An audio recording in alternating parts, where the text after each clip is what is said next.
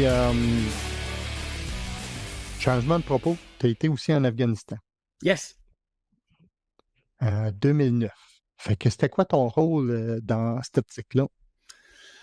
Mon rôle. Tu sais, au début, on a dit, hey, fais attention au nom que tu nommes et tout ça. Fait qu'on va y aller avec la belle histoire. J'ai été avec J'espère que je t'ai pas donné des sueurs froides. Non, ils sont... Oh non, non. non, je t'agace. Hey, puis j'assume tous mes propos, OK? En fin de compte, j'ai été déployé avec l'élément de soutien national qui était les convois. Fait que, à peu près 23 jours par mois, on était sur la route, là, à faire des convois de ravitaillement pour les postes, les bases d'opérations avancées un peu partout. Ça, entre autres, là, on avait différents mandats aussi là, à faire ça. Fait qu'on était tout le temps sur les routes, tout le temps sur les mêmes routes aussi. Fait que c'était ça. En même temps, mon peloton, c'était un amalgame de beaucoup de régiments de réserve avec des réguliers. Puis mes sergents, c'était des réservistes, des réguliers aussi. Chef, la même affaire. Puis mon commandant de peloton, moi j'avais 20 ans d'armée dans ce temps-là. Puis mon commandant de peloton avait 23 ans d'âge, du régiment du Saguenay. Oh mon Dieu, OK. Ça a-tu bien été? Oui, comme tout bon couple, on a eu nos chicanes. Je l'aurais pris n'importe quand. Tu sais, à un moment donné, il dit, Chris, c'est lui ton lieutenant. Tu sais, d'autres personnes qui me connaissaient. Yes, je ne l'échangerai pas contre personne. Désolé aussi d'avoir appris, suite à ça, c'est-tu, il y a 1 an, 2 ans, j'ai appris qu'il s'avait suicidé. Fait que, ouais. OK. Fait que ça avait... Quand j'ai su ça, je l'ai su après, tu sais, tout le service et tout ça, ça m'a fait beaucoup de peine aussi. Mais l'Afghanistan aussi, on n'a pas été engagé. Il n'y a personne de mort dans mon peloton aussi. Fait que, tu sais, j'ai été bien heureux que cette situation-là s'est arrivée. Puis à un moment donné, on avait mes soldats, ouais, on ne se fait pas engager, puis tout ça. Mais 2009 a été très difficile pour les soldats canadiens. Puis on était à toutes les rampes, les cérémonies de la rampe. Puis à un moment donné, les gars font, ouais, OK, on va rester de même, puis on est bien contents. Fait que, c'est ça. Fait que nous autres, c'était ça ma job aussi. En même temps, j'étais avec d'autres métiers aussi, là.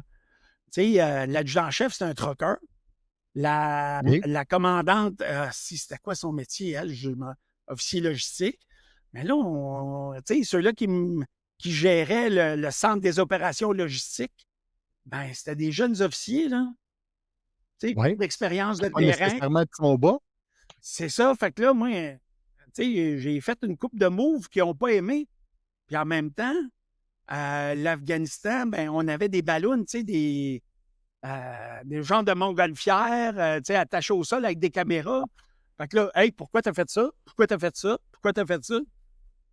OK, je suis surveillé en plus. Puis c'est un de mes majors qui a dit, c'est parce qu'ils te comprennent. Faut que tu leur expliques. OK.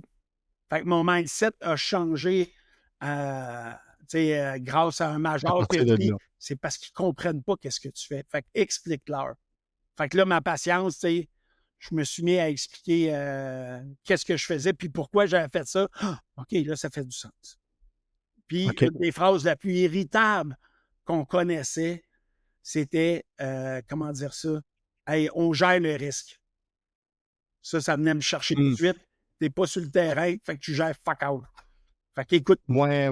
Fait qu'écoute-nous à ce moment-là. Oui, ça va bien gérer le risque quand tu es dans une entreprise ou un job de bureau, mais quand tu es au combat, gérer le risque, c'est tout un autre niveau. Puis, tu sais, en entreprise, ben, gérer le risque, tu es responsable de famille aussi, tu es responsable de leur paye.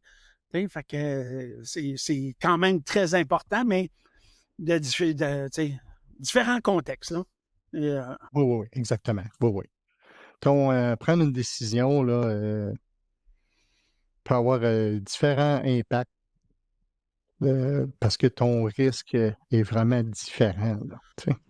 Oui, mais tu sais, d'apprendre à travailler avec ce groupe-là et tout ça, c'était aussi avec les troqueurs, Il y a des truckers, je les ai adorés, là. On a eu du plaisir ensemble. Puis il y en avait un là-dedans.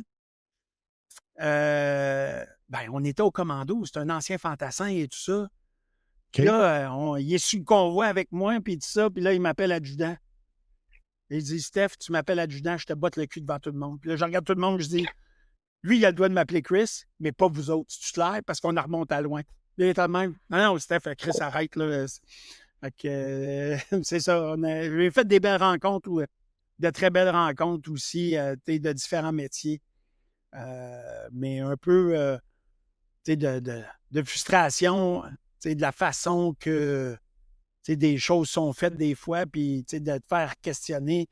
Puis de l'expérience d'une personne, on dirait, j'avais l'impression que j'étais expérimenté. J'étais un peu, comment on pourrait dire ça? Un peu rebelle. Mais le mot se passe, dire, hey, l'adjudant Thibault, il faut le tenir serré, puis c'est la pire affaire que tu pouvais faire. Là. Fait que, c'était ça, là, à ce moment-là. OK. Et je travaillais mon commande peloton. Oui, c'était comme tout bon couple, des petites chicanes, puis tout ça. Puis, regarde, on se parlait après ça, puis, regarde, on carry on. Là. Fait que j'ai eu une maudite belle expérience avec lui. Ah, c'est bon. Vous aimez cette vidéo? Soyez à l'affût de nouveaux épisodes. Découvrez des témoignages puissants, des parcours inspirants et des invités exceptionnels. Laissez un j'aime et partagez avec vos amis. Abonnez-vous à la chaîne YouTube et à la page Facebook du podcast et activez la cloche. Suivez Contre vents et marées pour de magnifiques témoignages.